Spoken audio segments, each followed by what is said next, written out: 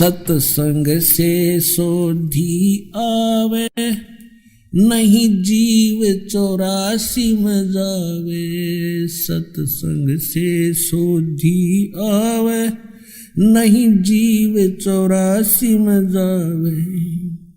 अब मेटो द्वेष और राग, हो राग या उम्र बतेरी जाली। अब मेटो द्वेष और राग, हो राग या उम्र बतेरी जाली। अब आपको दिखाते हैं ऋग्वेद मंडल नंबर 9, इसी ऋग्वेद का ऋग्वेद मंडल नंबर 9 और सूक्त नंबर 1 और मंत्र नंबर 1 में क्या लिखा है।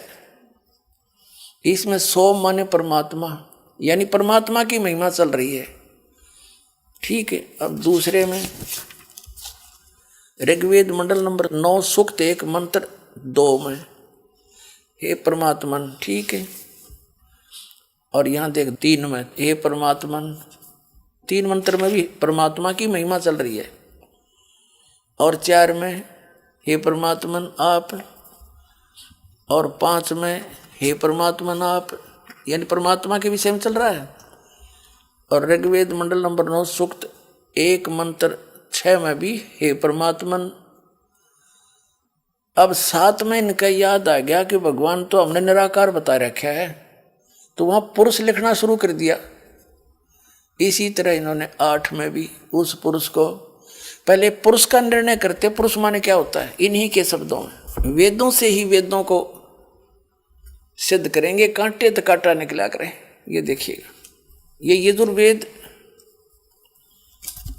इन्हीं विद्वानों के अनुवादित हैं जो परमात्मा को निराकार बताते हैं। सर्वदेशी कार्य प्रतिनिधि सभा 2/5 दानंद भवन रामलीला मैदान नई दिल्ली से। ये आर्य भाषा है। मुद्रक के Prince offset printer 1510 Pataudi house Daryaganj नई दिल्ली। इस यजुर्वेद का 40वां अध्याय अंतिम अध्याय है और इसका 17वां मंत्र 40वें अध्याय का अंतिम मंत्र है। ये 44वां अध्याय 40वां अध्याय।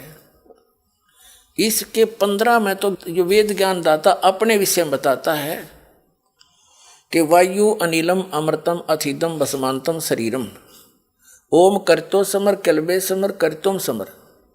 वेद ज्ञान दाता कहता कि मेरा एक ओम नाम है, इसको काम करते करते सिमरण करो, विशेष कसक के साथ सिमरण करो, मनुष्य जीवन का मूल कर्तव्य जानकर सिमरण करो। तो वायु अनिलम अमृतम अथिदम भस्मांतम शरीरम, शरीर छोड़ने तक इसकी साधना करने से जो इससे अमृतो प्राप्त हो सकता ओम से, वो आपको मिल जाएगा। यहाँ देखिएगा।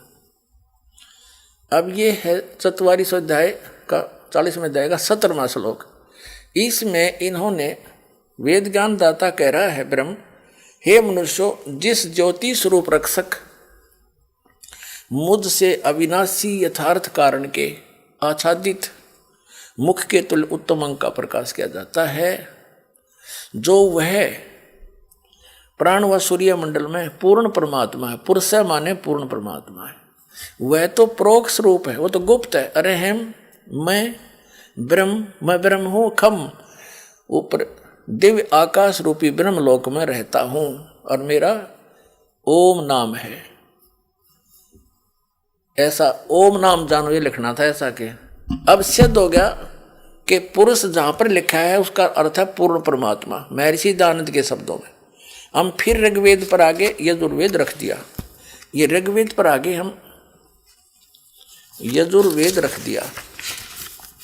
ये देखिएगा, ये वही है।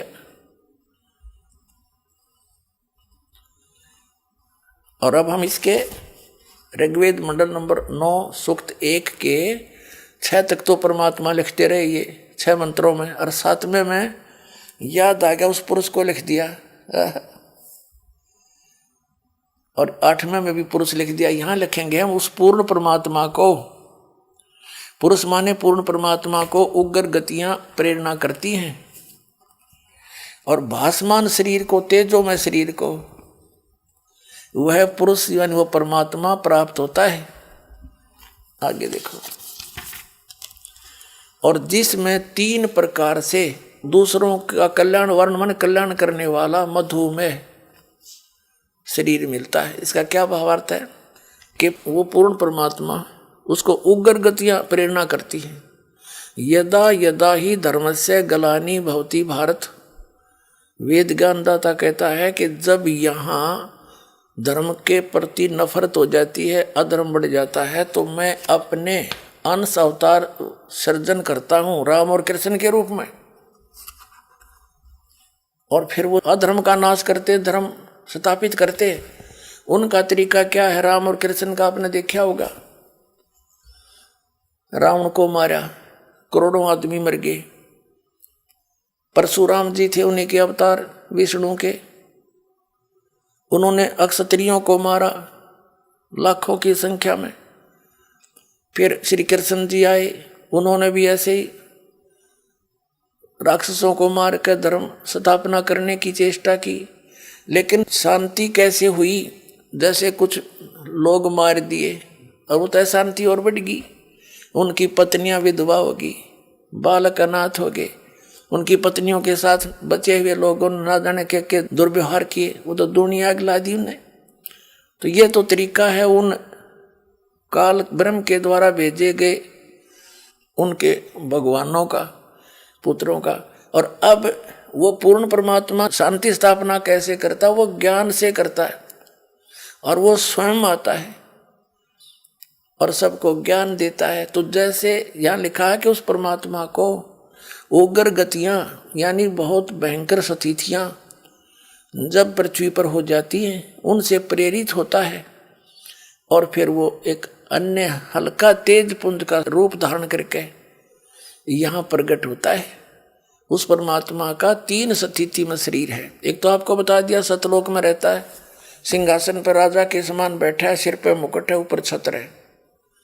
वेद भी बताते हैं जिन महापुरुषों को परमात्मा मिले और ले गए वापस छोड़ा, उन्होंने भी यही बताया। अरस कुरुस पर समेत गुमत है, जहाँ परमेश्वर का डेरा, सवेत छत्र सिर मुकुट विराज है, और देखत ना उस चेहरे नु।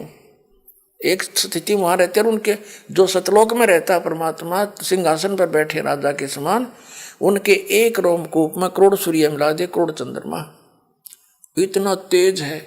उस रूप में न्यू का न्यू यहाँ आ जाओ उसी शोभा से, तो हम देख नहीं सकते, हमारी चरम दृष्टि बंद हो जा। तो इसलिए परमात्मा अन्य हल्के तेज पुंज का अपने रूप को सरल करके आता है। ऋग्वेद मंडल नंबर 9 सूक्त 86 के मंत्र 26 में आपने देखा कि अपने रूप को सरल करता हुआ हल्के तेज पुंज का करके आता। जैसे एक कमरे में 4-5 टाइप की ट्यूब लाग रही हो, 1000 की, एक 500 की, एक 100 की, और एक 10 वाट की या 0 की। जब फुल रोशनी होती है तो सभी जगा ले, उनकी आवश्यकता हो, और सबको बंद करके 0 का बल्ब ऑन रख लिया, पर्याप्त प्रकाश है उसमें, उसको उसकी आवश्यकता उतनी है तो उतना ही रहेगा। ऐसे ही परमात्मा अपने शरीर के नूर को हल्का कर लेता है, कम कर लेता है, फिर वहां से चलकर आता है। अब दूसरी स्थिति आपको बता दी कि नवजात शिशु के रूप में कमल के फूल पर प्रत्येक युग में एक लीला करता है ऐसी, और सरोवर में कमल के फूल पर आता है, जिस कारण से जल के ऊपर विराजमान होने के कारण परमात्मा नारायण कहलाता है। नार माने जल, उसके ऊपर आकर विराजमान होने के कारण वो परमात्मा नारायण कहलाता है, और वहां से निसंतान दंपति उन्हें उठा ले जाते हैं। और तीसरी स्थिति में परमात्मा जब चाहे अन्य एक साधु ऋषि का रूप बनाकर, महात्मा का रूप बनाकर कहीं प्रकट हो जाता है, और अच्छी आत्माओं को मिलते हैं, उनको फिर ज्ञान देते हैं, अध्यात्म ज्ञान से परिचित कराते हैं। अब दूसरी प्रकार के शरीर में वो परमात्मा शिशु रूप धारण करके आता है, दूसरी प्रकार की लीला करता हुआ। तो उसका प्रकरण देखिएगा। जब वो परमात्मा शिशु रूप धारण करके आता है और उसको निसंतान दंपति कमल के फूल से उठा ले जाते हैं, तो उनकी परवरिश की लीला कंवारी गायों द्वारा होती है। वो पूर्ण परमात्मा होता है जो ऐसी लीला करता है, ये वेद बताते हैं। देखिएगा, ऋग्वेद मंडल नंबर 9 सूक्त 1 का अब मंत्र नंबर हम 8 पढ़ चुके हैं, अब 9वां पढ़ेंगे।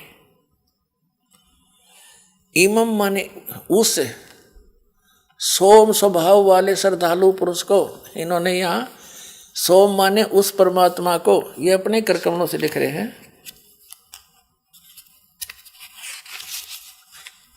ये देखिएगा, इसी के प्रथम मंत्र में सोम माने परमात्मा, इस प्रथम मंत्र में सोम माने सोम स्वभाव परमात्मा, ठीक है, परमात्मा, इसी परमात्मा का जिक्र चलता 9वें श्लोक में आगे, ऋग्वेद मंडल नंबर 9 सूक्त 1 मंत्र 9 में।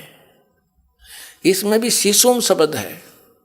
यहाँ लिखा कि उस सोम माने उस परमात्मा को, परम पुरुष को, अमर पुरुष को, जो शिशु रूप में प्रकट होता है, उस समय सब प्रकार से अधन्या माने बिना दनाई, गायें तृप्त करती हैं।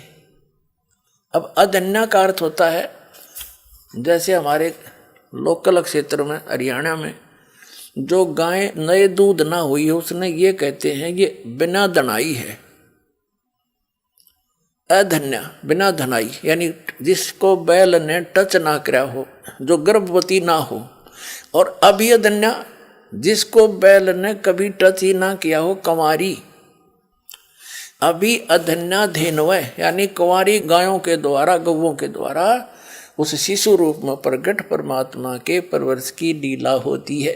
इसका ये अर्थ है। फिर देख लीजिए, ऋग्वेद मंडल नंबर 9 सूक्त 1 मंत्र 9 हम पढ़ रहे हैं। उस सोम माने अमर पुरुष को, सोम स्वभाव वाले पुरुष, श्रद्धालु पुरुष को, अमर पुरुष को, जो शिशु रूप में प्रकट होता है, सभी प्रकार से अभिअधन्या यानी जिनको बैल ने कभी टच नहीं किया, गौवें, उन गौवें द्वारा वो गौवें तृप्त करती हैं, उससे उनकी परवरिश की लीला होती है। जो वेदों में लिखा है, वर्णन है वो परमात्मा की महिमा, और ऐसी लीला जिसने की हो तो कौन है परमात्मा? वही है परमात्मा।